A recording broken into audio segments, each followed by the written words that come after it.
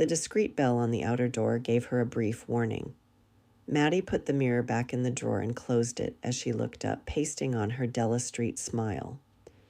No one coming through that door would be looking for her in either of her other guises.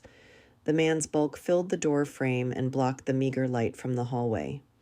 It was, Mada decided, as she felt her heart speed up, fortunate that the light inside the office was adequate for the task of letting her see him. He was very much worth seeing.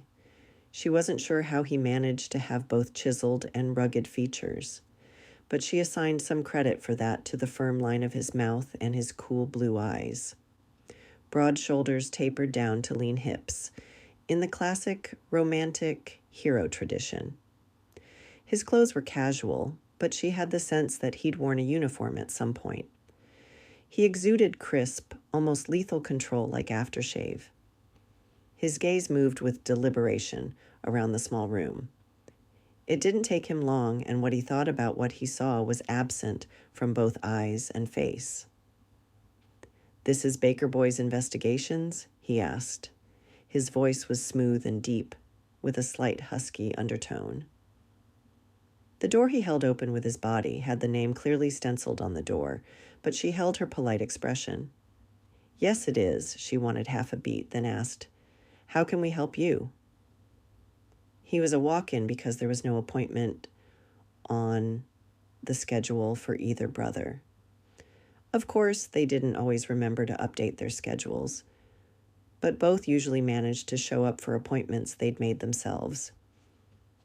His gaze moved to meet hers, with what felt like more intent than the moment called for.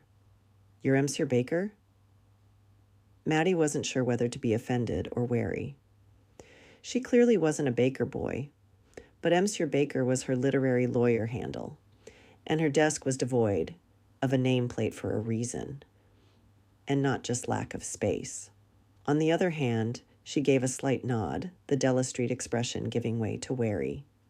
If he was an author, this was not the way to approach her. She didn't use this address for her business address. There was no chair to offer him as he stepped in and managed to close the door to the hall. His shoulders were wide enough to hide the door from her.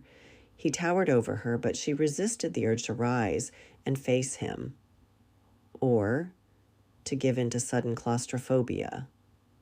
It had to be that, and not because the guy was as hot as the sun.